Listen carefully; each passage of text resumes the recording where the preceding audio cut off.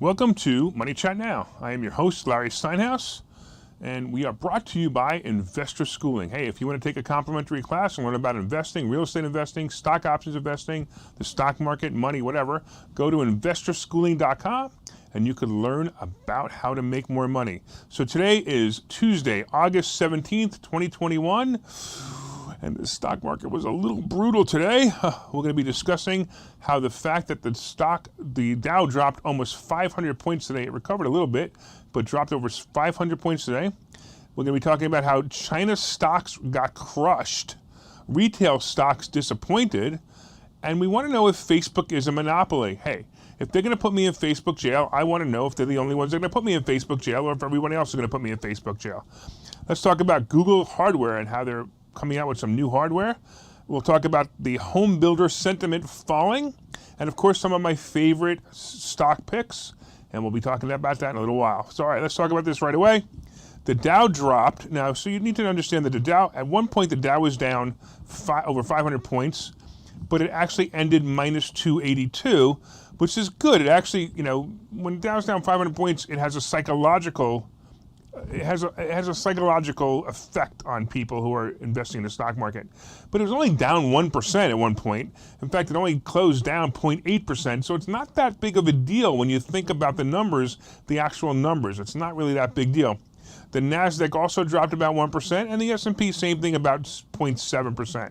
Now, I had actually at first expected to see that, we were going to probably hit one of those crazy days where it drops about 800 points, 1,000 points, and then in the morning tomorrow, it drops a little bit more and then it recovers. It may or may not happen. We may have a little bit of a drop tomorrow. We may not have a little bit of drop tomorrow. But I think this was due. I actually think that the Dow dropping a little bit and the S&P and NASDAQ dropping a little bit were due. We hit records 5 days in a row. I mean, it's enough already. It happens. People start taking profits and start to get worried. We talk about something called the steak and tuna theory in investor schooling, and it's all about support and resistance. And it gets to the point where people get a little nervous. They've got their money. They want to keep their money. So they sell off. And I don't think it was a major sell-off. I think it was just a little minor, hey, let me take a little bit of profit and before anything bad happens, especially with some of the news right now. You got the Taliban invading Afghanistan. What could happen? I mean, a lot of things could happen, but maybe it'll be peaceful, sorta, not horrible, because it seems to be going pretty peaceful. But again, it is what it is. We'll have to see. I'm a little concerned about it, but I'm not very concerned about it. I actually think the market will probably recover and continue to go on an up cycle. However, we need these days. These days remind us that we have good buying days.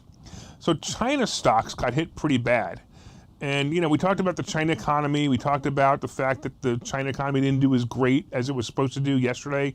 That was one of the highlights of the news yesterday, was that the China economy just didn't do as great as it normally did. But let's talk about this, right? So first of all, 10-cent music.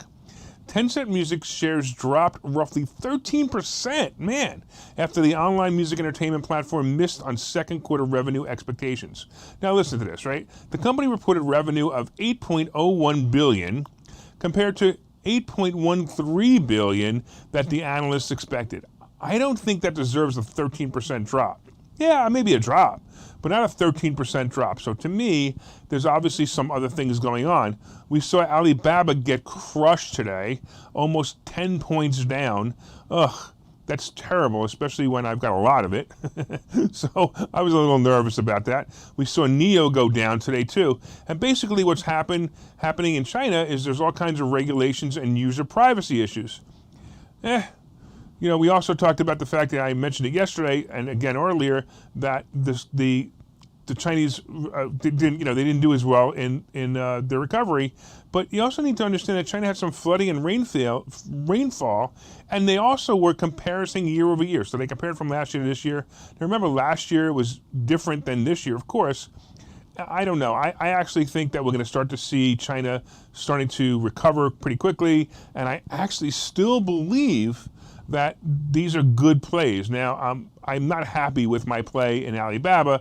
When you take a look at BABA, if you want to even pull up the chart, we can take a look real quick. I was going to talk about it later, but if you look at it now, it's at 173. Almost, just under 174. It's like, oh my goodness, this is horrible.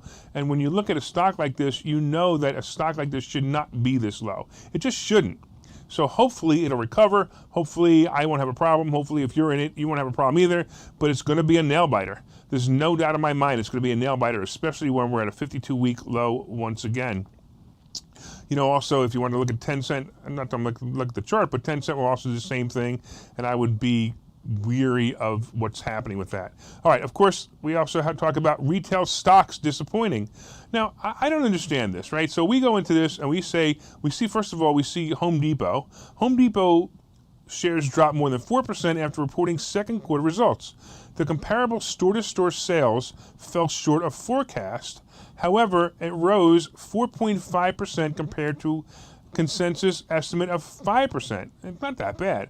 Home Depot earned 4.53% per share, 9 cents a share above estimates, and revenue also topped forecasts. So why does Home Depot drop after this? It's very simple. Home Depot drops after this because people are getting scared that now that we have this pent-up demand that's no longer a pent-up demand because the world reopened, it's not that big of a deal anymore. So now we can go leisurely into Home Depot like we used to do before. We don't have to worry about it. We don't have to line up and go, hey, I better get my building materials now before my building materials run out. And that's what's going on over there. Now, what also happened is retail sales are apparently slowing down. So retail sales declined 1.1% in July, which was worse than expected drop of 0.3%. This is probably what caused the beginning of the stock market dropped earlier this morning. But I guess once again, the money managers in the market are not that worried about it. They're thinking, hey, this is not going to last that long. The other thing was motor vehicle and parts dealers led the decline along with closing and sporting goods stores. Gasoline sales and eating and drinking establishments saw the biggest gains. So if you own a restaurant, or if you own a gasoline, a gas station, you did pretty well. Although retail failed sell in July, the outlook for consumer spending remains positive, says Gus Foucher, chief U.S. economist at PNC. However, spending growth will shift from goods to services over the next couple of years, limiting growth on most categories of retail sales. Now, this is true. It is going to go from goods to services, and I'll give you a really great example. I think I even mentioned it yesterday. Is the fact that self-driving cars, you're not going to need to own one anymore. You're just going to call one. It's going to show up. You can take your app out. You're going to say, send me a car. Tesla's going to send you a car in front of your house. You're going to get in the car. It's going to drive you wherever you need to go, and it's going to pick somebody up, and then it's going to pick you up on the way home. That's basically what services are, so nobody's going to buy cars anymore. But that's what they're talking about. But this is not going to happen for a while, so I don't think that you need to worry about it. But it's definitely going to happen, and some retail sales are going to change. Now, the other thing, too, that changed is people's retail buying habits. Most people are buying online right now. I know for one, I don't even want to go to a store anymore. I just go online. I don't care. My instant gratification is that I place the order instead of that I have the item. Most of the monthly decline came from motor vehicles. We talked about that, right? And basically, the other problem, once again, is COVID. Now, if you remember, it's not as bad as you think because Target was up 48% since year to date. Costco is up 19% year to date. Walmart is only up 4%. I still think Walmart is a play, even though Walmart didn't do that great today. Kohl's is up 35%, Macy's up 70%, and Nordstrom up 17%. We need to decide whether COVID is going to be a problem. Hey, let's take a quick commercial break, and we'll see you in a minute. Okay, so you've thought about investing in real estate, houses, apartment buildings, properties, but don't really know where to start? Well, what if you could very easily learn how to gain strategies to use other people's money to buy and sell houses in the Philadelphia area? If you could learn and network with successful area real estate investors and how to produce monthly income on rental properties without headaches, that place is Investor Schooling. With Investor Schooling, you'll learn from 2 Philadelphia area rockstar real estate investors, Phil Falcone and Larry Steinhouse, about how to buy and sell properties the easy way and teach you basic and advanced techniques to help you make money in real estate. You can attend Investor Schooling in person or online visual classes 8 times a month. You can and will learn how to make money in real estate. Call for free information and get a complimentary pass to one of these classes. But don't delay, as these complimentary passes are limited. Call the number on your screen now or visit investorschooling.com. investorschooling.com.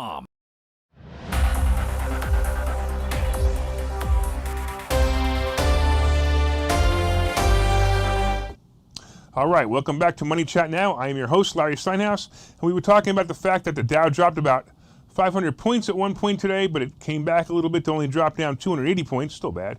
We talked about the fact that China's stocks were getting crushed, including one of my plays, which is Alibaba. We talked about the fact that retail stocks have disappointed, and that's probably what caused a little bit of the Dow falling down today. Let's talk about Facebook. Is Facebook a monopoly? Yeah, okay. Is Facebook a monopoly? So first of all, the Federal Trade Commission has a second chance to prove to a federal judge that Facebook has illegally maintained a monopoly. The agency has until Thursday to file an amended complaint after a judge threw out its initial claims. So the FTC has a couple of options. How to proceed. Besides choosing to file an amended complaint, it could decide to drop the matter altogether, or it could bring the case before its internal administrative law judge instead.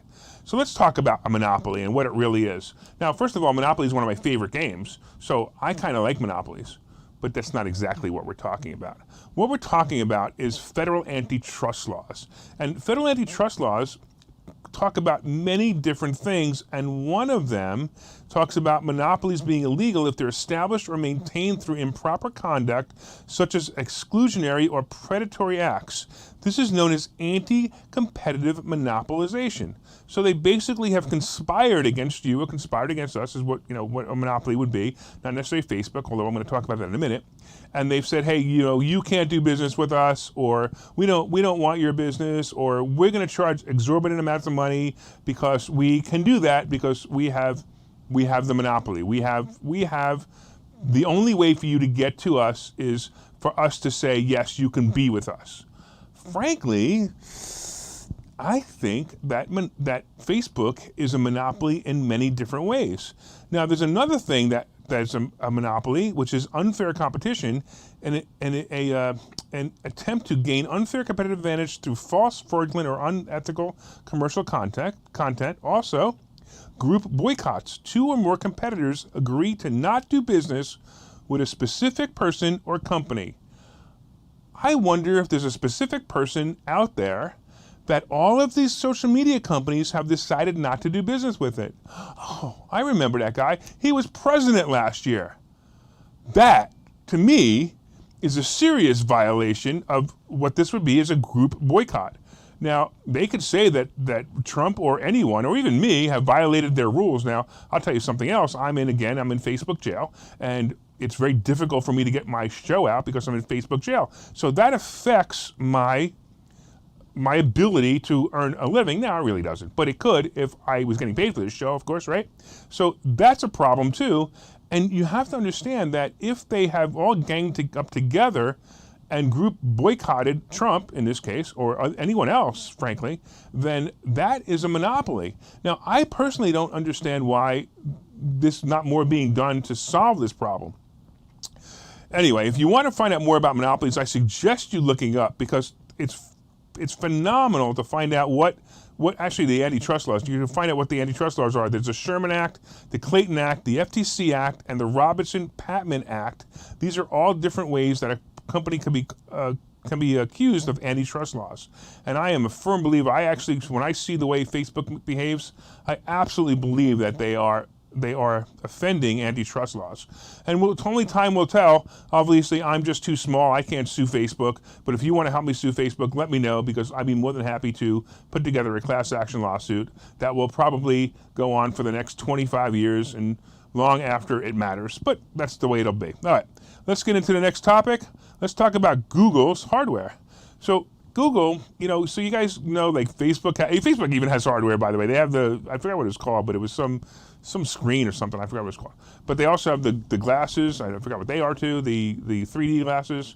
Anyway, but Google has been getting into the hardware business. They have things like, they have things like, first of all, they acquired Fitbit, right? They have cameras. They have the Pixel 6 and the Pixel 6 Pro, and those are two high-end phones that will launch in the fall, and they'll use the new Google Tensor chip instead of one made by Qualcomm. So basically, Google is making their own chips now, and that's part of what Google's trying to do. They're trying to expand their hardware. So think about Apple, right? So Apple has all these services, and I tell you this over and over again. Apple never has to sell another iPhone ever again, and they will still be a trillion-dollar company, no problem, because all of their services that they have. But obviously they have hardware, and Google wants to jump in and try to become part of that. Now, they also have Nest products, so it's not like Google's not doing this already, but they're just trying to expand on it.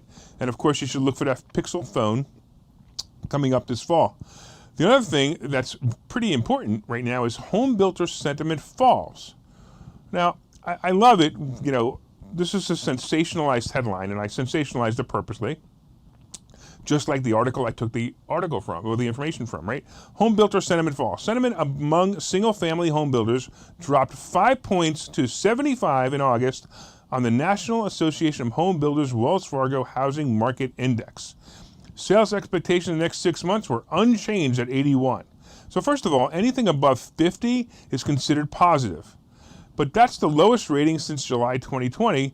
In other words, 75 is the lowest rating since July 2020, and the index stood at 78 last August. It dropped 3 points since last August. Why does it say? It's like, okay, big deal. It's not that big of a deal. Anyway, some of the problem here is, so lumber prices are showing improvement, but the price and available of other building materials remain a challenge. These materials, including flooring, drywall, appliances, and windows, said the National Association of Home Builders chief economist, Robert Diaz. Aggregate residential construction material pricing rose 13% in the first 6 months of 2021. That is part of the problem, and housing prices, new building housing prices are going up. So if you go to buy a house, if you're going to buy a new house, you're going to find sticker shock. First of all, if you find any house out there, there's sticker shock too. There's very few houses out there that aren't moving right away, although it is slowing a little bit. Now, I've seen it as a real estate investor. I've seen it. I've seen the numbers changing slightly, and you need to watch this, and you'll actually see that prices are going to start to settle down. They're not necessarily going down. That may be a year or two from now, but right now they're not going down. They're just kind of settling. So real quick, I'm going to tell you what's going to come up right now. So we're going to be giving away Phil's car. Take a look at this commercial. You'll be talking about how we're going to be giving away Phil's car. Phil Falcone has a beautiful Z4, and it could be yours. Check it out. Hey, if you were listening to Investor Schooling Live today, I'm Phil Falcone, and I made the decision today on air that I'm going to be giving away this car. You want to take a look at it? Let's do it. How would you like to pop your top without ever getting out of the car? Huh? It's pretty cool. You can do it at a red light. You can do it when you see it rainy. You can actually even do it when you're driving, as long as you don't go maybe faster than 10 miles an hour. So I am giving away this car. Why? Is it because I'm crazy? Is it because I'm rich? Is it because of both? Take your pick. I don't care. Let me tell you about the car. We're going to have a contest. We're looking for real estate investors to go to our website and give us a real estate tip. And you can have people that you know vote on the site about which real estate tip is the most quality, most valuable to them. So let's just say that our contest is going to be looking for quality real estate tips and for votes. So you need to get your friends, your family, people who care about you, and real estate investors who are willing to go on the site and vote for it. And I will give you this car.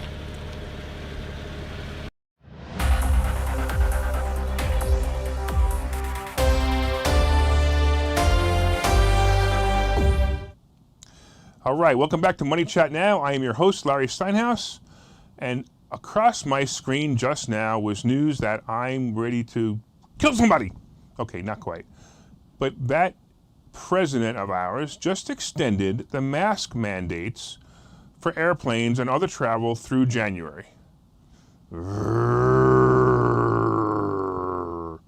have to do some more talking about that tomorrow. But let's talk a little bit about some of my picks. First of all, Apple continues to be the play. I'm telling you right now, Apple. Apple's going to ride. It's going to ride back. It's going to ride up to 160. Then you're going to decide what you want to do with it at that point, but it's definitely going to ride up to 160. Robinhood is another good play. I like the Robinhood play. It's one of those plays where where it's just going to happen. Now, most likely what's going to happen, it might even fall back a little bit. I think I have a buy set at 40 in case it happens. But at the same time, Robinhood is definitely going to be a play. I like it. Go for it. There's nothing wrong with it. Coinbase is another good play. Now, I'm actually looking, and I might be stretching a little bit, but I'm looking for Coinbase to hit 230 before I jump in. Now, it's down to 250 today, which makes me happy, but if it hits 230, I'm definitely going to jump in on that play. I also like the idea of both Coinbase and Robinhood for covered call plays. Those are going to be both great covered call plays. Alibaba, oh my goodness. Alibaba dropped another 10 points today, which is really bothering me. It's, it's one of those plays where, I can't believe that this thing keeps dropping. But, sure enough, that's what's happening. You get bad news, and you get bad news, and you get bad news, and you get bad news. Of course, as you know before, I've talked about AAL, CCL, RCL.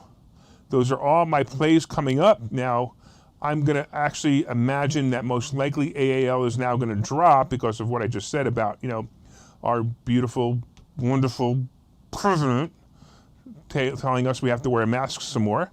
I like Twitter. I think Twitter is a great play, and mRNA, I let it fall first. All right. I want to thank you for watching Money Chat Now. By the way, from time to time, I own some of the assets and options discussed on this show. The opinions discussed on this show are solely mine, and no one has asked me to discuss them. I want to thank you again for watching Money Chat Now. We look forward to your continued support. Please like and share and subscribe. Hopefully, we'll talk to you soon.